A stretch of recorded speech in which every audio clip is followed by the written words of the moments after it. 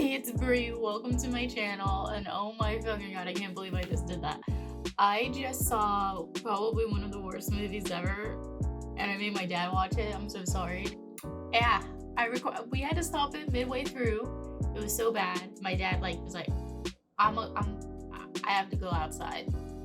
You know, this is April 1st, and so April 1st, 2020. Not allowed to go outside, quarantine, self-isolation, social distancing, all that. My dad's like, I have to go outside. I'll risk being exposed rather than finishing this movie. He went outside for a little bit, and then he came back. We finished the movie because I was like, we gotta finish it. We're only halfway through. So the movie I'm talking about is called VELOCIPASTOR, and I knew it was going to be bad. Any movie that's like that is gonna be bad. It's like Sharknado, but Sharknado has its own a cult following based off of how bad it is. So VELOCIPASTOR is similar to that. This movie got 52% on Rotten Tomatoes. I'm even curious how the hell it got that high. I thought it would be a 2. Oh man, it was so bad. So to put it to you, let me give you a short recap on the movie real quick. So in this movie, there's this guy named Doug. I've never met a person named Doug before.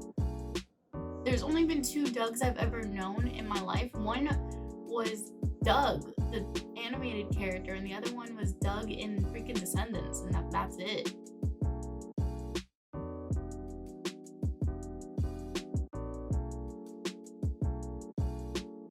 Doug Dimmadome, the owner of the Dimsdale Dimmadome? That's right, Doug Dimmadome, owner of the Dimsdale Dimmadome.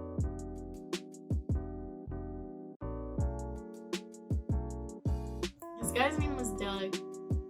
He's a pastor, and he goes outside in the opening scene, and he goes, "Dad and Mom!" And they're like waving, and I'm just gonna say it right here. They literally had it put FX fire explosion in text effects there. They didn't bother animating that. They didn't bother putting the actual explosion in the movie. It was just pasted on top. I was like, oh my god, this is setting the tone for the whole movie. As soon as I saw that, I knew what we were getting into, and at the same time I didn't. And so basically what happened is that because of that explosion, Doug is like, oh my gosh, I'm questioning my faith, I'm questioning all this. And then the father that's in charge of the church that he's at, he's like, why don't you go on a trip? And if God, go to the one place God can never be. And if he's there, then This guy decides, I'm gonna go to China.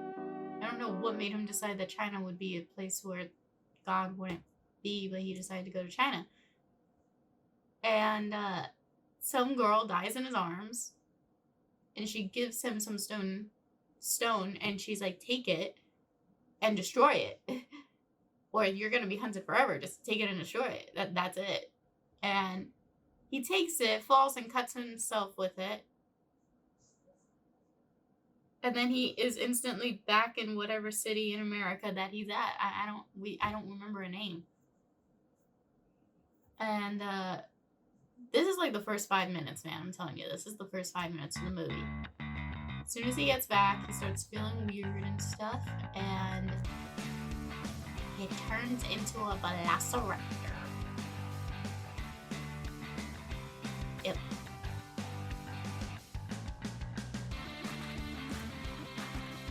Now, my initial thoughts on this movie was, I'm surprised this is real.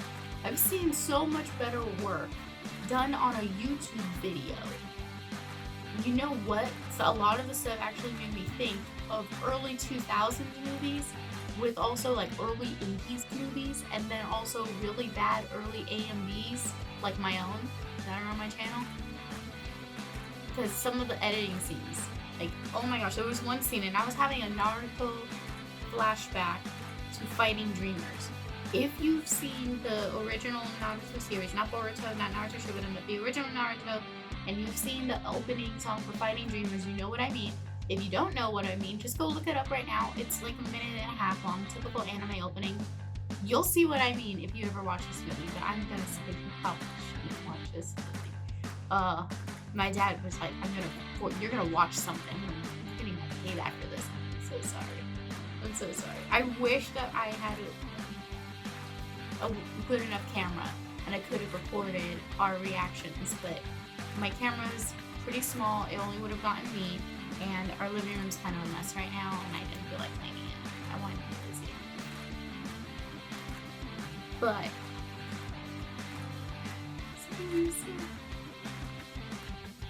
this movie is so bad.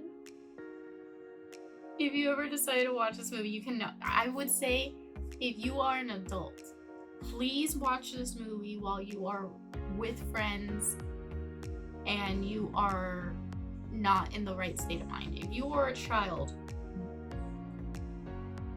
I don't know if you should watch this movie. Just because it's so ridiculously bad.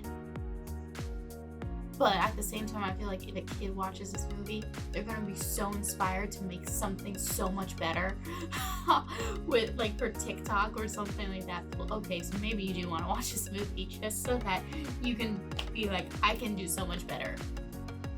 That's what I felt. I'm like, I watched this movie and I was like, I could make a whole movie starring just me, a one-woman movie. It would be so much better than what this was. This movie was made with $35,000. $35,000 went into the making of this movie. I don't even think it was worth that much. It was not worth that much. And then I saw, like, one scene at the end. I was like, that's why. That's why. So yeah, the VELOCIPASTOR. That is my initial review, reaction, afterthought. I don't know what the hell to call this, but oh man, I can't. I don't even think this video won't even deserve to be edited. I'm just going to add in those few clips. Oh my gosh, if anybody watches this movie, there's only a few people I would love to watch this movie. I'm sorry, Christine, if you ever see my nails in this. I just remembered how chopped and chipped they are. But yeah, Dylan is in trouble.